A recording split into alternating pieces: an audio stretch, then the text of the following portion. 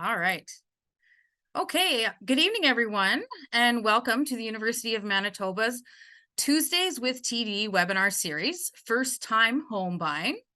My name is Amy Brake. I'm a proud UM alumni and Senior Alumni Relations Officer for the University of Manitoba. Before we get going, I'd like to acknowledge the University of Manitoba campuses are located on the original lands of the Anishinaabe, Cree, Oji-Cree, Dakota, and Dene peoples, and on the homeland of the Métis Nation. We respect the treaties that were made on these territories. We acknowledge the harms and mistakes of the past, and we dedicate ourselves to move forward in partnership with Indigenous communities in a spirit of reconciliation and collaboration. Thank you for joining us and making this part of your day. Before I introduce today's presenter, I'd like to go over a few housekeeping details.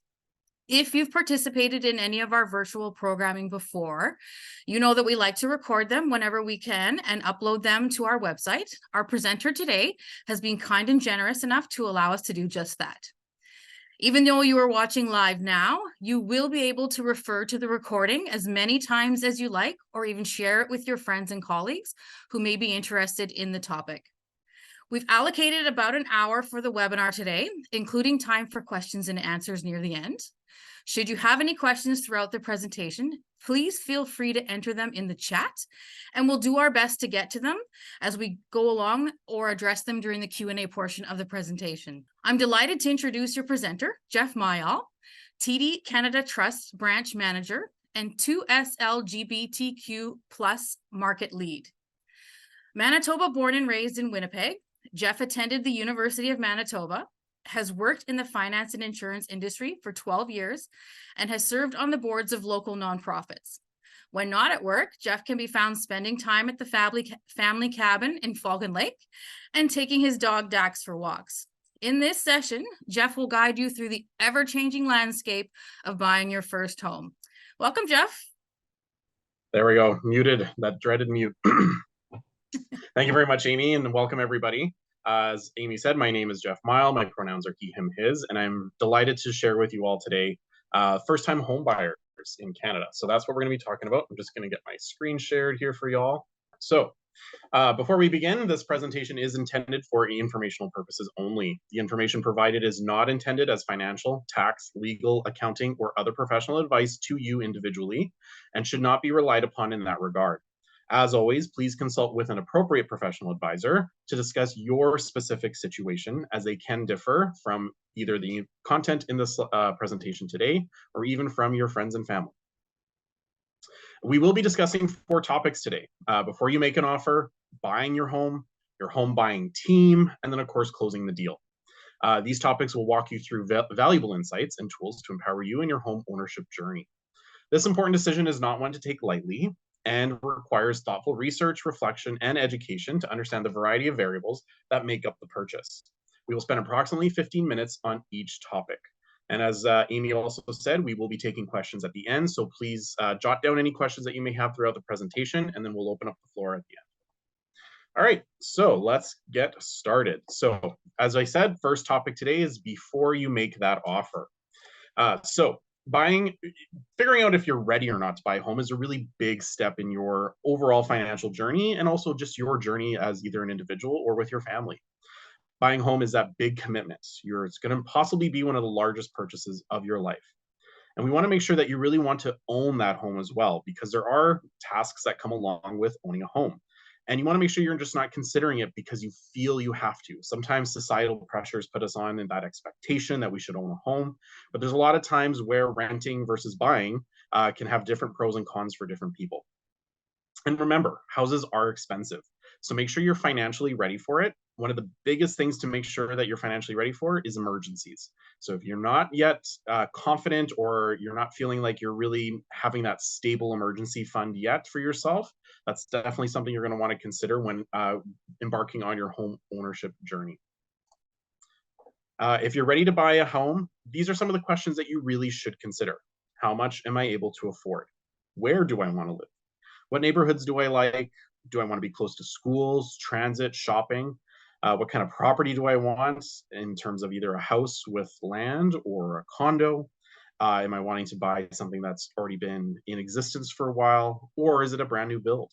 These are a lot of different questions that homeowners, potential homeowners, will have, and they are ones that you'll want to give thoughtful consideration to. How much may you be able to afford is one of the biggest questions that somebody will have. Owning a home can cost a lot more than you might expect. Monthly costs can include things like your mortgage payment, of course, property taxes, condo fees, home insurance, utilities, and emergency and maintenance costs. So, creating a budget and talking with a TD representative is a really great way of figuring out what you might be able to afford. You also want to ask yourself when we're thinking about this. A lot of times we also look to find ways to maybe save expenses in some cases. You will really want to find out if there's any cost savings to you purchasing a home. Is it something where you're going to be able to actually end up in a better financial position down the road than some people may and actually end up doing as soon as they get that first home?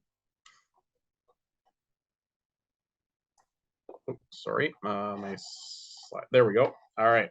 So in terms of this budget example, we're going to talk about a situation where a customer has a mortgage payment of $1,200, property taxes of $300, condo fees of $250, home insurance of $100, utilities of $200, and then again making sure that there's that $100 being set aside every month for your emergency fund.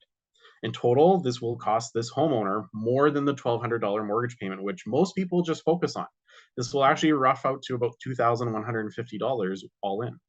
And in this case, your $2,200 a month would be just enough to pay for this month's home costs. But again, if you're not giving yourself enough buffer room on all these different types of things you should be budgeting for, you may not be ready yet for a home. So one of the first things that you'll need to start saving for is your down payment. And a down payment is very much crucial overall in the sense of either acquiring that mortgage or also trying to find some ways to save money. The down payment is the amount of the purchase price that is not being financed by a security position on the subject property. The minimum amount at the moment in Canada required is 5% for properties of 500,000 or less, and 10% for any amount over 500,000. One thing to always remember as well, if you're putting less than 20% down in Canada, you will be required to get Canada Mortgage and Housing Corporation insurance. This is also known as default insurance. This protects all parties involved, as anything less than 20% is considered a high risk ratio mortgage. The TD down payment calculator is a helpful way to see how much you'll need to save each month to reach a satisfactory down payment amount. And again, just as that reminder, mortgage default insurance, again, less than 20%. So if you're starting to think about what price range you're wanting to afford, you may want to consider whether or not you want to save for that 20% in order to avoid the CMHC or default insurance. Now, your down payment could come from savings, of course, a gift from your family, a home buyer's plan withdrawal from your RRSP. And again, just as a side note there, you can borrow up to $35,000 tax-free and interest-free, but it must be repaid within 15 years. And that is 2 years after you have acquired that home. So that's something else you may need to budget for in terms of your down payment and then your housing costs going forward. However, I do recommend, and this is a brand new account this year in Canada, is the First Home Savings Account, or the FHSA. So we will get into the details on that one on the next slide, since it specifically applies to home payments or down payments, sorry. Plus, you'll also need some money for closing costs. So you'll also want to consider budgeting for your legal fees, your land transfer taxes. And these are usually about 1.5% to 4% of the purchase price, depending on the neighborhood and the type of lawyer that you're going with. So let's talk about the FHSA. Primarily, it is an account that is used only for savings towards your first home. It combines some of the features of an RSP and a TFSA. Like an RSP, contributions will generally be tax deductible.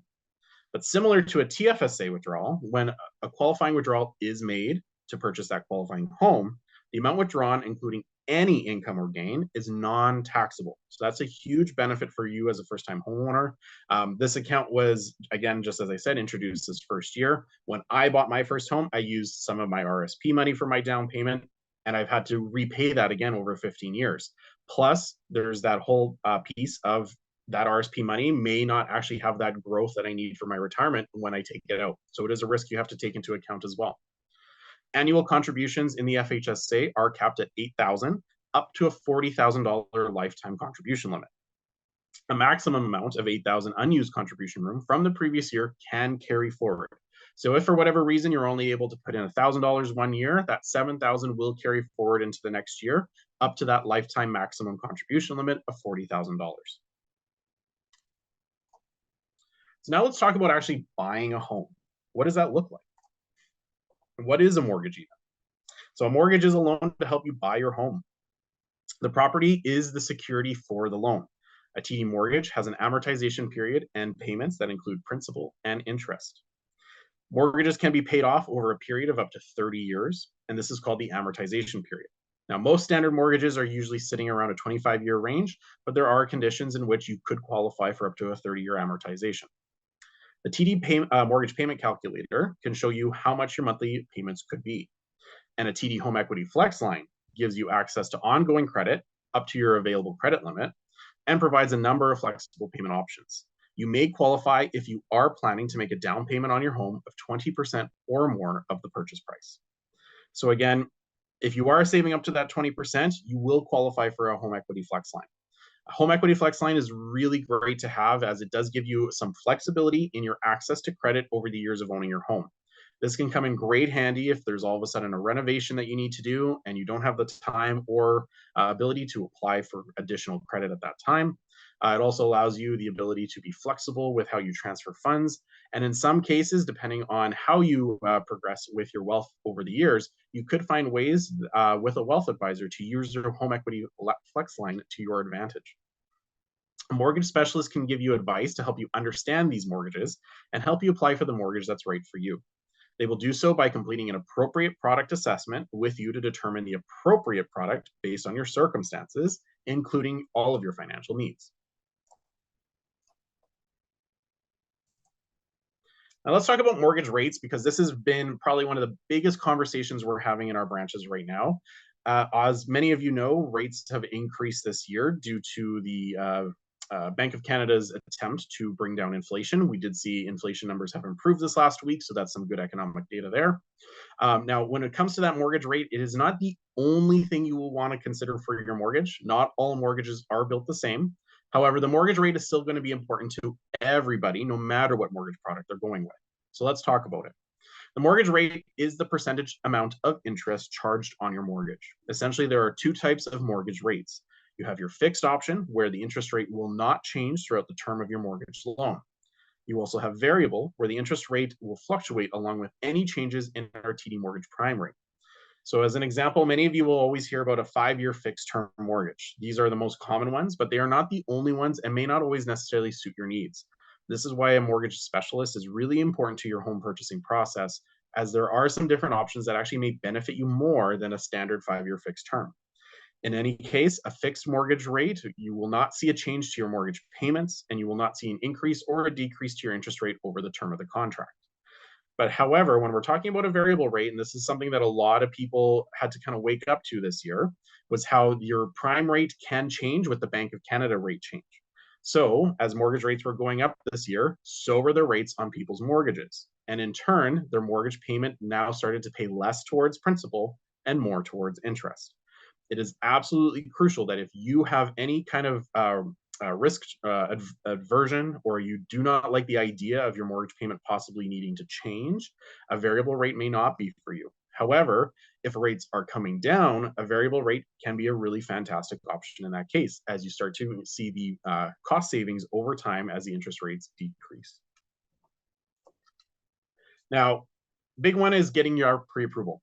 Okay, some people will maybe go out with their realtor, they'll look to purchase a home, and then they'll make an offer and then find out, oh no, I need to actually find out if I can get that mortgage. Please, please, please, to everybody on the call, if you are interested in wanting to purchase a home, go get a mortgage pre-approval first. Again, the pre-approval is when a potential mortgage lender looks at your finances and decides how much they might actually lend to you and what interest rate they'll charge, subject to the institution's conditions. You might end up being pre-approved for an amount greater than what you want to borrow. This doesn't mean that you need to use all of it. Create a budget and make sure you follow it. The TD Mortgage Affordability Calculator, available on our website, is a helpful way to find out how much mortgage you may be able to afford. Furthermore, something else that I want to remind people on the call is that not all mortgages have to be just straightforward purchasing a home. We also have a product called Purchase Plus Improvement Mortgages, where you're allowed to purchase the property, and be provided with a certain budget in order to do any upgrades or renovations subject to the home's condition. So as an example, you could find out that you're pre-approved up to, let's say, 500,000. But then you go and find a home for 400,000 and you're like, you know what? It could use a couple upgrades. I might want to put in, an extra 20,000 in work on the home before I actually move in. Because you've now found out that you're approved up to that 500,000, that extra 20,000 as a request for improving the mortgage or property overall is a fantastic way to get the home of your dreams. So why should you get pre-approved? And again, I kind of alluded to an example earlier of people placing offers on a home and then finding out that they may not actually get the financing they need to purchase that home. Again, a pre-approval helps you understand the amount you may be able to borrow. Plus, it also allows you to lock in an interest rate up to 120 days when your mortgage is with TD. Not all institutions will provide you the same rate booking as TD. So please keep that in mind if you're ever shopping for a mortgage, that not all mortgages are built the same. Being pre-approved as well confirms that you're eligible to borrow the money that you're looking to use to purchase the home. And the TD mortgage specialists are the ones that can help you with that. Now let's talk about mortgage prepayments. And again, this falls into the same thread that we were talking about, where not all mortgages are built the same. You are able to make additional payments to pay off your mortgage sooner. These are called prepayments and could include lump sum payments or increasing your regular payment. Different mortgages have different prepayment options. Make sure you find out what yours is when you're picking a mortgage. Obviously, everyone wants to be able to pay off their mortgage as soon as they can, but there can be prepayment charges, and this is why it's important that you check. Check to see if there is a charge for making any type of prepayment on your mortgage. As an example, with TD, you are allowed to do an aggregate lump sum of 15% of whatever your original mortgage amount is each calendar year. On top of that, you can go up to double of whatever your standard principal and interest payment amount is at any time. And as well, you can change your payment frequency at any time.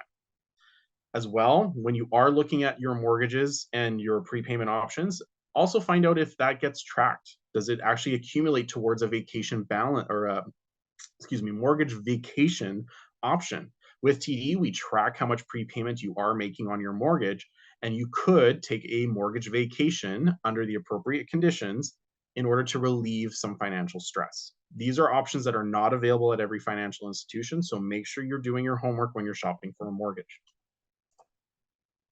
Now, the next piece is putting together your home buying team.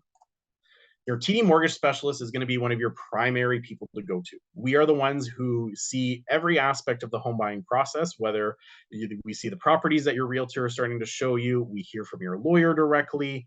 In a lot of cases, we're dealing with you and your family. So we're absolutely a crucial component to the home buying process. Your TD mortgage specialist is ready to help you find the mortgage by assessing your overall financial picture and determining the best path forward, finding you a competitive mortgage rate, whether it's fixed or variable, and then connecting you to other TD specialists who can help with other things, such as lines of credit and saving for your future. They are easy to connect with in person. However, we do have remote options as well. Now let's talk about your realtor. They are a valuable partner, obviously, in purchasing a home.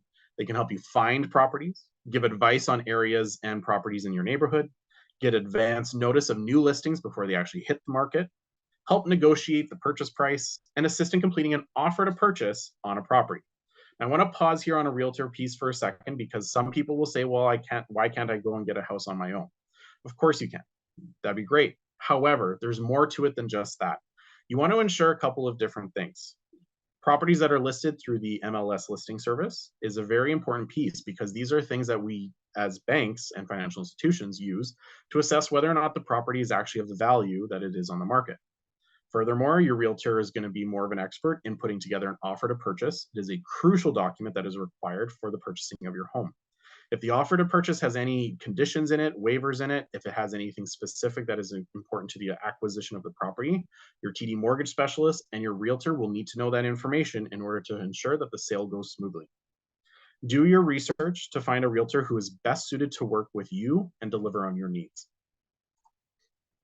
Your home inspector, absolutely crucial. I needed one when I was purchasing my home. I cannot say this enough. Please ensure you have a home inspector in your corner. They are absolutely important to ensuring that the biggest purchase of your life is also a secure purchase. So home inspection is a critical part of that process. Home inspectors examine the property and report on potential issues they may find. If problems or concerns are identified and you have included the inspection as a condition of the offer, you may be able to back out of the purchase, negotiate the repair costs with the seller, or accept the property as is. And of course, your lawyer, very, very important piece of the process. Your real estate lawyer or notary has a wide range of responsibilities. They include reviewing the offer to purchase and any amending conditions, again, ensuring that the offer to purchase is in a legal and binds sound status, completing the transfer of title between the seller and the buyer. So again, we need to, as an example in Manitoba, we would have to update the Manitoba Lands Office of any changes to a property title. So your lawyer is a key piece in that process. Of course, registering the new mortgage on the land title, and then ensuring that the purchase price is transferred to the seller, along with any taxes or property taxes that need to be either reimbursed or paid out. So let's come to closing the deal. So now you've found out whether or not you are actually approved for that mortgage. You've got your home inspection or your home buying team all put together, and you're starting to feel really confident about looking at that home. So let's talk about finalizing the mortgage. Once you've made an offer, it's time to finalize the mortgage itself. Additional details are added to the application and submitted for final approval. The down payment amount is finalized based off of the purchase price. The mortgage agreement is completed with the term, amortization, interest rate, and payment amount, among other terms and conditions. The mortgage loan agreement will be signed, and the final documents are then completed by the bank or your financial institution and sent to the lawyer to complete the sale. Now let's pause for a second because we've talked about some other insurances throughout this presentation today, and this is a really important piece of the conversation. So in a lot of cases, most home buyers will be looking at 3 different types of insurance for the purchase of their home. First one, of course, as we mentioned earlier, is the CMHC or default insurance. Another one is your mortgage critical illness and life insurance. And then, of course, also your home insurance in general, the actual protection of the property. So in this slide here, we're going to talk about TD protection plans, also known as mortgage critical illness and life insurance. So a lot of times you may not be thinking about actually protecting the mortgage itself. And a lot of times we don't with credit. We may think, it's okay if I pass away, my estate will pay it out, or something for my survivors to take care of. I want you to get this thought out of your head right now because it's very important that if you are subject to a situation where you are at a loss of life, a terminal illness, an accidental dismemberment, anything in the critical illness space, such as acute cancer, heart attack, and stroke, it is absolutely critical that you are protected for your mortgage because, again, those payments are still required even if you're experiencing one of these life events. One of the ways that I always put it with my clients is that at the end of the day, if something were to happen to either one of you, who would be able to make the mortgage payment? And if either of you can't answer that you have that backup or that insurance in place, then you absolutely need to protect your mortgage. Again, your mortgage is not only the biggest purchase of your life, it's also going to be the largest debt instrument for most people. If your mortgage is not protected, then that means you and your family are not going to be protected for the possible inevitable. So again, with TD, critical illness covers acute heart attack and stroke and life-threatening cancers. And then with mortgage life insurance, that it covers obviously any terminal illness, accidental dismemberment, or loss of life. These are optional and are not required for the approval of your mortgage. They do not strengthen or weaken your mortgage application. They are simply an added item to provide peace of mind over the course of you owning your home, that should any of these life events happen, your mortgage is paid or the payments are covered during recovery. You can use our TD Protection Plans assessment tool available online to visualize your financial profile and how TD Protection Plans can help protect your mortgage in the case of a covered event. Now that you're a homeowner, you should make sure that you have that emergency fund aside. Again, we just talked about some of the situations that may require your insurance to be used. There is going to be a lot of other situations where you will need to have an emergency fund ready to go. So there's a lot of different ways to save for your emergency fund. Of course, you can set up an automatic savings plan to help put some money aside. You can also use our TD MySpend app to help you budget for your spending. Don't ignore small repairs in your home. They can grow into much bigger problems. If possible, consider renovations as a potential way of increasing your home's value. And again, if there is anything that you find and it's within your budget, you may qualify for a purchase plus improvement mortgage. And that comes to the end of our presentation on first-time homebuyers. Now, this may have seemed like a little bit of a short presentation, but I need to reiterate, first-time homebuyers typically have a lot of questions for us. So we wanted to make sure we left enough time available for everybody to answer or ask their questions and get the appropriate answers. So with that, I'm going to turn this over back to Amy to open up the floor for questions. Okay, so we actually do have some questions already, Jeff. The first one is from Irfan. Can we get fixed rate for a 25 or 30-year amortization similar to the United States? Okay, so I'm not too sure exactly what product we're talking about in the United States, but I'll try to answer your question the best I can. So with and again, a lot of this will be based off of my knowledge with TD. So I can't always necessarily speak to other institutions, but with TD, when you have your mortgage, and whether it's a 25-year or 30-year amortization, you do get to pick from a range of different term options. So again, your term is the first piece that you agree to in terms of the contract, and that gets renewed. Your amortization is the lifetime that those terms will exist within. So as an example, if you're somebody with a 25-year mortgage and you always choose a 5-year term, you are going to renew your mortgage over 5 times over the course of its lifetime. So with TD, we have terms that range from 6 months to 10 years. It will depend on what is best suited for you and your needs at that time. If there is anything further that you have as a follow-up question there, by all means, send it to Amy. I'll try to answer that as well if there's still something there that I didn't quite get to. Okay, and sort of along the same lines, Keshem asks, with an excellent credit score and no credit debt, how much mortgage can be pre-approved? For example, if a household income is $100,000, how much can you get a mortgage with this household income? Excellent question. So that's always not going to be a perfect answer to this one, and there's a couple of reasons why. But the main thing is that when you do apply for a mortgage, especially with a bank in Canada, you are going to be put through what's called the stress test. So this is to ensure that if rates were to go up from their current rate today, we test to see whether or not you could still afford that mortgage payment in the future. So if you are looking at maybe purchasing a 100, or sorry, I think you said an annual income of 100,000, and you were looking to purchase a home, kind of the way to think about that is that your income for your monthly payment should not be taking up more than 33% of your mortgage payment itself. So as an example, if I'm making and clearing, let's say $2,000 in a month, my mortgage payment should not be more than 33% of that. And that's just a standard rule that usually ensures that we're not putting customers into a risky situation, regardless of what your credit score is. Your credit score will help you more to ensure that you're less risky of a buyer. You may get a better interest rate because of it, and also could see an improvement of your overall debt servicing ratio, because this is the other ratio we have to check, which is your income to your mortgage payment plus all of your other credit expenses. The more credit products that you have to pay, the less that you're most likely to be approved for in terms of a mortgage amount. Okay.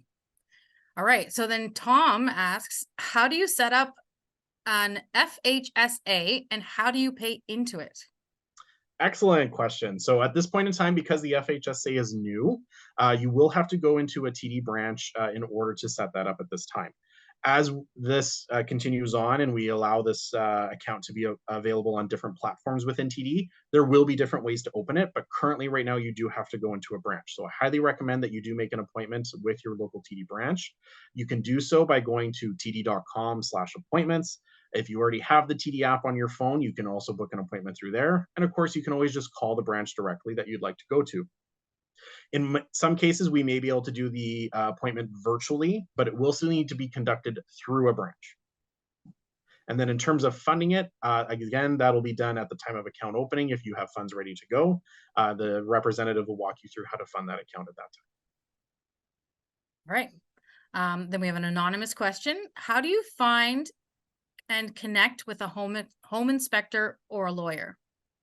Ooh, we get this question a lot at the bank, actually. And I'm always surprised in a way because I think back to my parents' days when they used to have to go to the yellow pages to find this stuff. And that's, we have Google now. So there's a lot of different websites out there that will actually give you some ratings and feedback on different available people in the market. At the end of the day, one of the things that you're always looking for is how much of experience does your lawyer actually have with purchasing a home? I found out that the hard way. I went with a lawyer that we used through the branch very regularly. And so I had approached them about my home. And then I found out later in the process that they actually didn't do a ton of home purchases. So the process was actually a little bit clunky through my lawyer. So it's definitely a question you want to ask because not all lawyers will handle land title transfers and also purchases and sales of property. For home inspectors, same kind of thing. You're looking for a good rating, somebody that you know you can trust. If you're able to consult with family and friends, I highly recommend that. But at the end of the day, ensure that they are licensed appropriately for the inspections that they will be doing, and they have the years of experience that kind of go with seeing a home and seeing all the different types of homes that can exist out there. All right. So the next question then is, does default insurance include life or critical illness or disability? And how do you calculate the insurance? Great question. So with the default insurance, it is only something that it wouldn't apply, sorry, to anything like in the sense of a life event or a critical illness event. It solely is protecting both the buyer and the bank in the event that the buyer defaults on the mortgage itself. So this is something that if anybody's trying to get an idea of how this actually works in terms of the grand scheme of things, in terms of the macroeconomics, a really good example is the 2008 financial crisis. In the United States, the default insurance is not something that is a requirement on all mortgage products.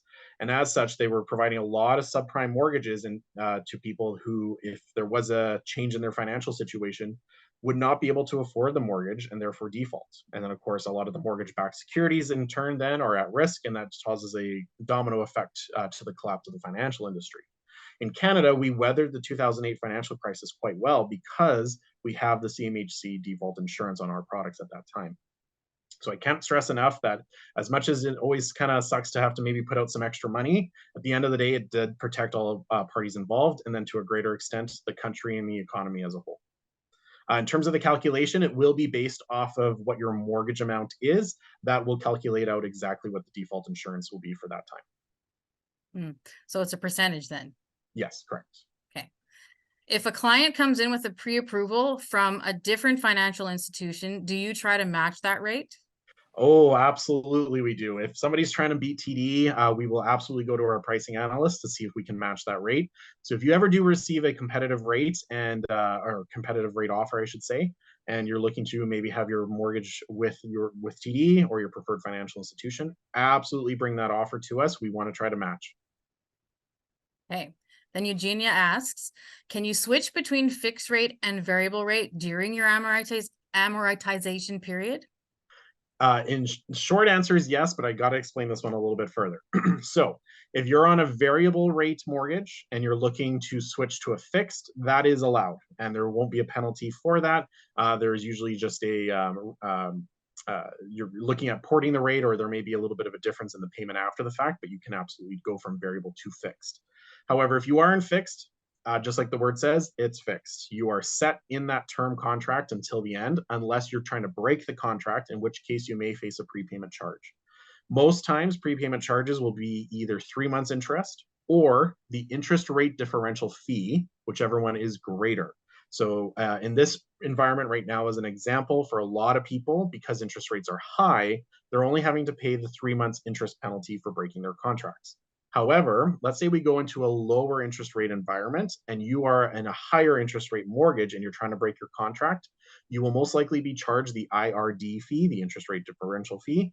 I highly recommend that you try to avoid this at all costs if it makes sense for your situation. There are times where it may make sense to break the contract, but again, standardly, you want to try to avoid those prepayment fees as much as you can. Okay. Is there a penalty if you don't use the money from your FHSA to purchase the home? For instance, maybe you contributed to an FHSA, but due to life circumstances and situations, you plan to move out of the country. Yeah. So there are some ways in which you can get that money back out. So, as an example, if you're able to, you can transfer it to another registered product. Okay. Or you could withdraw it, but in which case you may have to pay some taxes because it's not being withdrawn for a qualifying home. So you may have to pay some taxes on any gains that you had in that account over the course of its existence. Okay. But absolutely, you can withdraw. Yes. Okay. So then, keeping with that same topic, this person says that they have an FHSA. FHSA. Should they just be letting the money sit there, or should they be doing something with it while it's in that account? Ah, very nice question. So I always recommend that you do invest, but again, it will come down to your timeline, your risk tolerance, what you're actually comfortable with in terms of educating or investing in as a security. So I can't necessarily say that yes, go buy a mutual fund or yes, go buy a GIC. That would be really inappropriate. You will want to go meet with your advisor to essentially do an investor profile assessment to determine what is the right product for you. It is absolutely a requirement under our duty of care practices that we assess to find out what you're actually comfortable with in terms of having an investment. Okay. And then staying on that same line of topic, are there differences between opening an FHSA at different financial institutions? And can you switch the account once it's open? So yes, you can definitely switch your account between institutions. Just be mindful that there is usually a transfer fee of $75 standardly between all institutions. That being said, though, in terms of wanting to do that, and sorry, what was the first part of the question? I've missed that part. Are there differences between opening at different financial Oh, institutions?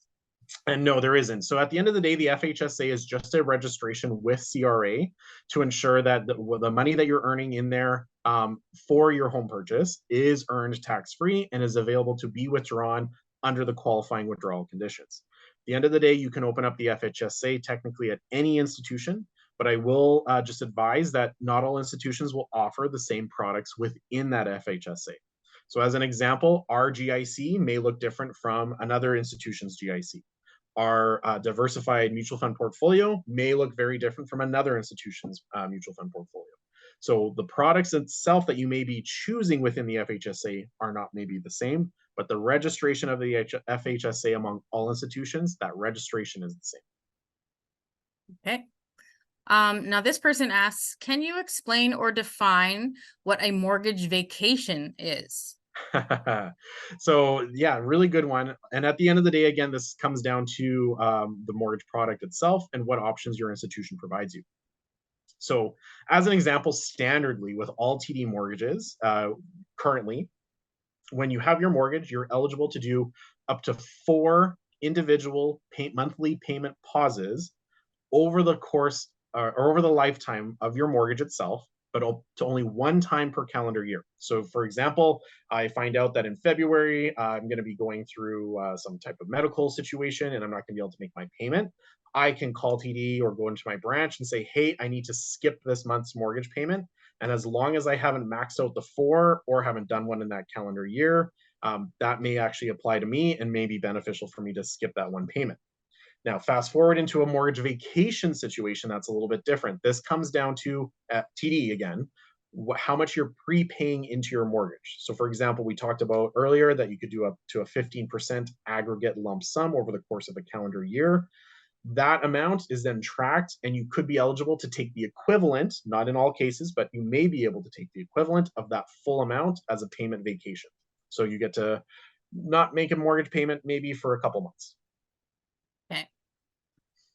If a student wants to buy a home, are there any special considerations by financial institutions for mortgage approval when a student may have a limited income? Unfortunately not. We are required under as our fiduciary responsibility to ensure that any kind of credit product that we're providing you won't necessarily put you into a negative financial situation. That's why we do assessments overall of what your income is like and what your current debt obligations are. We talk about budgeting. We talk about making sure that you're kind of thinking about protecting you and your family in the event of one of those life or critical illness events.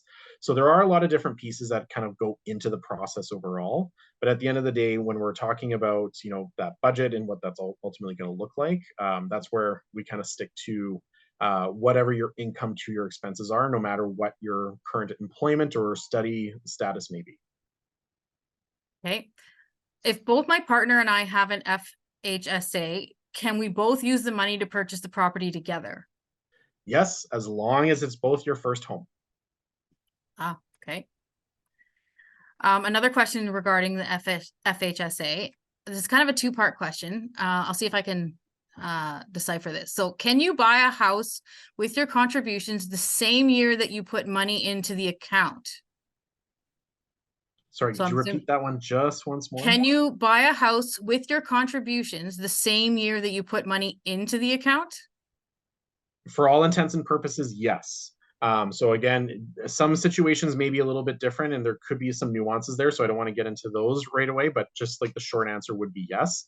I think the reason you may be asking this question is you're thinking about like the RSP contribution piece. So under the home buyers withdrawal option through an RSP, you can't use money that was contributed in the last 90 days. So that might be what you're like the thread of thought there as to why that question was asked. But at this point in time, there's no indication that once you put into the FHSA that you can't withdraw right away for that qualifying purchase. Okay. And then Maria also asks, can I use both my FHSA and a home buyer's plan for a down payment? So I just want to clarify on that because I think you might be confusing a couple of the different registered accounts. So ultimately, when we're talking about purchasing a home, there's three registered accounts that usually come into question. The RSP, as we mentioned, if you do the home buyer's withdrawal under that plan, but again, you do have to repay that and it has to be repaid over 15 years, unless sooner. Then there's the tax-free savings account, which has been around now for quite a few years. This is a really common option that a lot of people use for the saving of their first home currently up until this current year. Now what we're seeing is a lot of people using that maybe for saving on the furniture that they want to buy for their home or some of the renovations or updates that they want to do. Tax-free savings account is always that good one to have where you're not necessarily using the funds right away, but it's always there. That's why the FHSA is really unique. It kind of combines the tax-free earnings of the TFSA with the advantages of not having to, or having that tax deferral, I should say, on the RSP. So it combines both of those to actually make it a little bit better for a lot of people saving for their first home. Because you have to remember that once you make that first home saver, first qualifying withdrawal for your first home purchase, for all intents and purposes, there will be some conditions, but for all intents and purposes, you will most likely never be opening up an FHSA again. Whereas the TFSA, the RSP can be used year over year, depending on what your contribution rooms are. Okay, so what if I want to purchase a home before I'm able to save up the maximum full 40K for an FHSA? As soon as I buy the home and use the FHSA savings, do I lose the ability to use those tax savings of that FHSA? Correct. So the FHSA again is only for the is designed for the saving of your first home purchase ever. So there are some conditions where you may be able to still have that FHSA after your first home purchase, but those are very specific circumstances. And again, I would advise you to speak to a mortgage specialist about that. But at the end of the day, the FHSA is used for the saving of your first home down payment. You don't need to save up to the 40,000. For example, if I put in $1,000 and then I was using some of the money for my TFSA as well to make up my down payment, that's okay. As long as your money that you're saving for is coming from, stable, strong resource to that extent, the FHSA is what you would use. You do not need to save up to the full 40,000 in order to use it for your first home purchase. Okay. How common is it for first-time home buyers to put more than 10% down on a payment for, or sorry, how common is it for first-time home buyers to put more than 10% of a down payment? There we go. Yeah, so that's okay. So for It was a tongue first-time home twister. buyers, yeah. For first-time home buyers, it's typically common to see actually anywhere from 5% to 10% as a down payment. Most of the times, it's just about wanting to get into that first home, regardless of the down payment you have. That's why we have that ability in Canada to only put 5% down. Of course, you will have that CMHC default insurance tacked into that, but it actually can be built and absorbed into the mortgage itself. So again, it's something that's just required there to protect all parties involved in the case of a default. But again, the FHSA, and sorry, kind of jumping back a little bit there too. When we're talking about that down payment amount, that's where, let's say you're wanting to save up for just that 5%, and that's less than 40,000.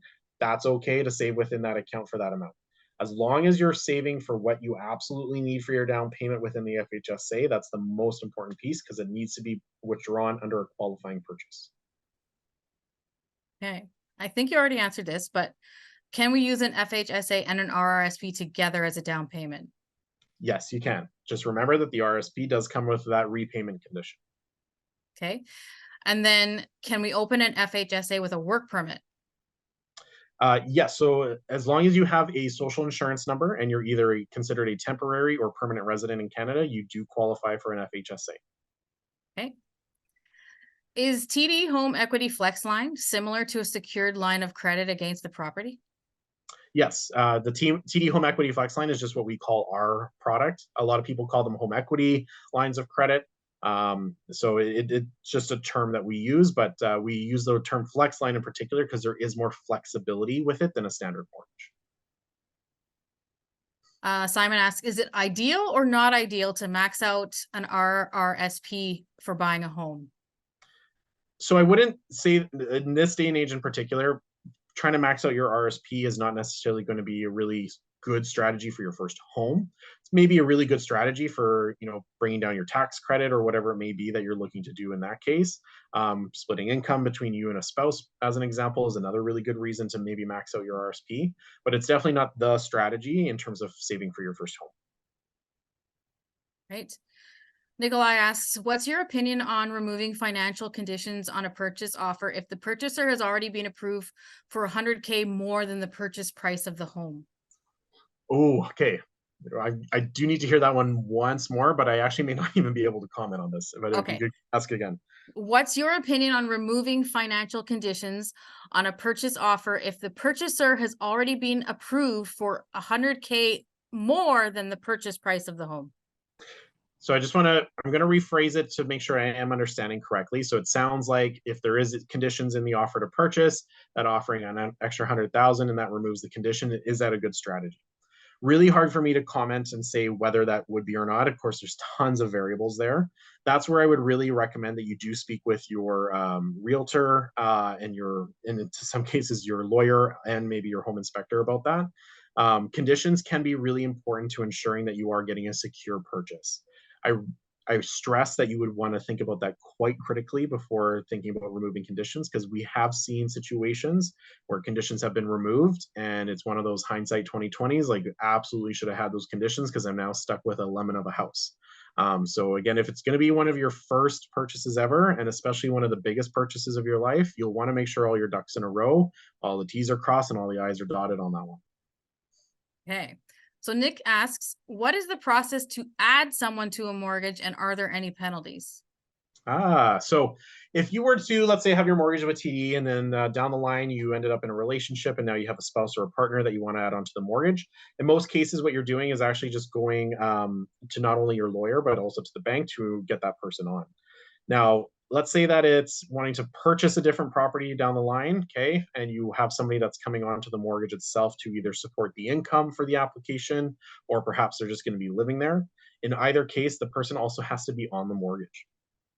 So it's something you'll want to consider if you are wanting to do that down the line, is how it'll impact their credit, and then also what their rights may become under either the Homestead Act or under other variable legal reasonings for if you put somebody on the home, what do their rights become to that home?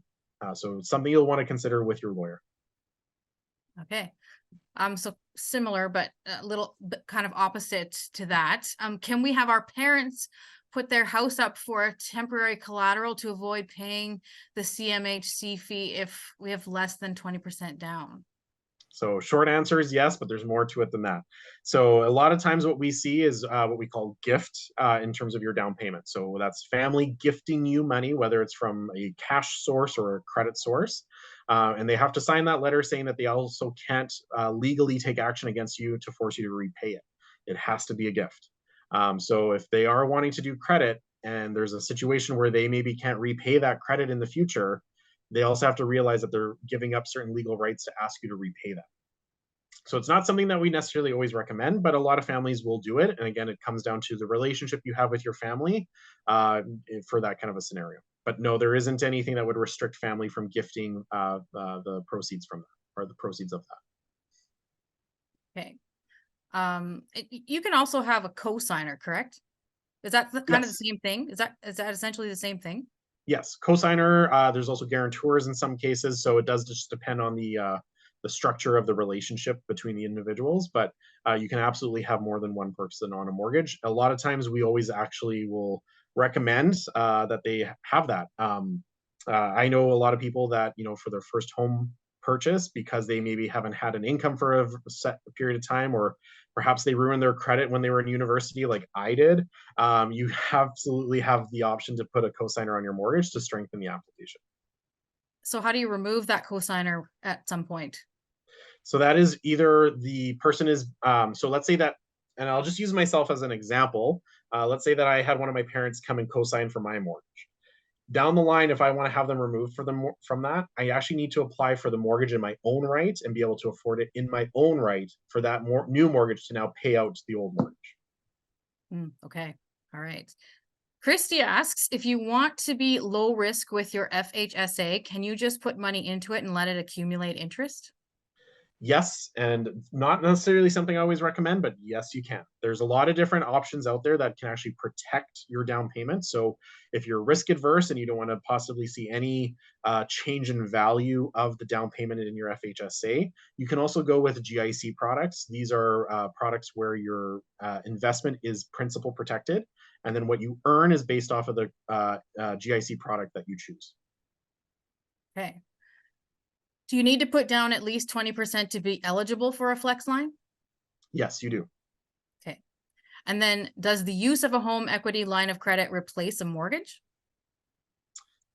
Yeah, so like the way to think about it is that there's just two types of main mortgage products. There's your standard mortgage product, and then your flex line mortgage product. At the end of the day, they're both mortgages. Both will have mortgage style rates and term options.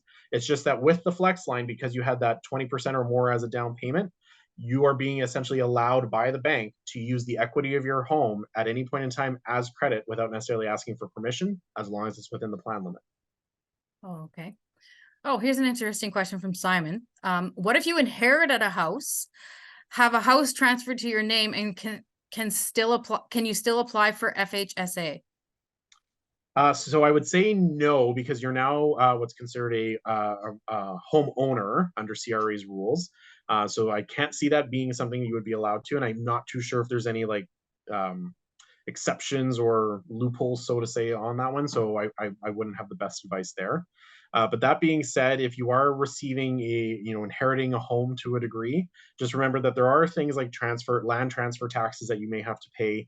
And if you do want to refinance your home essentially to have a flex line on that home you inherited, you will still need to prove that you can pay the flex line payments.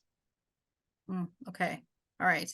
And I think we've gone through. So last question is owning a home better than renting? I love this question. This is probably my favorite one because I've done both. I've rented and I've owned. So I want everybody to really listen up on this one because it is important.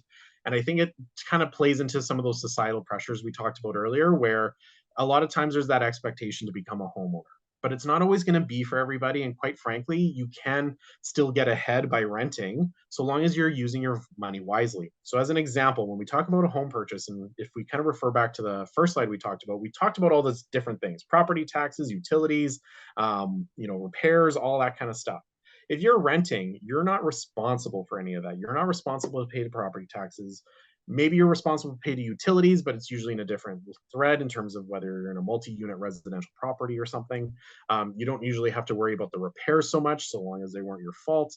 So there's a lot of these things that we don't necessarily take into account when we think about purchasing a home. We sometimes compare our rental payment to what a mortgage payment may be and go, oh my God, I'm basically paying a mortgage. Why am I not in a home? But there's more to it than that. And again, like on the property tax thing as an example, that's a sunk cost. No matter what you do, no matter what year, no matter how long you've owned your home for, you're always going to have to pay a property tax. So for some people renting, that property tax amount could actually just be invested for the long term and actually see better growth than it would be to have the home and maybe potentially earn that equity. Furthermore, in order for your home to actually gain value over the years, it does have to be kept up to date. You do have to ensure that you're not allowing things to go into disrepair. And in a lot of cases, if you're really looking to sell and get the maximum price, the home might need to be renovated before it goes on the market. So these are all additional costs that a lot of people don't think about up front when they are comparing their rental payment to a potential mortgage payment. All right. Okay. Um, that was really great. So I think that was the last question for the evening, everyone. I want to thank you for delivering a really informative and thought-provoking presentation, Jeff. This was really interesting this evening. And thank you to everyone who's joined us online and asking some really great questions. Just so everyone knows, you can register now for the next Tuesdays with TD series webinar. That will be on January 23rd. It's financial planning for your children's future. So if you're interested in that, please go online and register for the next series. And before you log off this evening, if you can just take some time to fill out the brief survey that should pop up on your screen, we would really appreciate that. And in the next few days, we will send you a copy of this recorded webinar, and we'll be posting it on our website. So please feel free to share it with your friends, family, and colleagues. And it's been really fabulous spending this evening with you. It's been great spending this evening with you, Jeff. And I hope everyone enjoys the rest of their evening, and we'll see you all here back in January. Goodbye, everyone. Good night.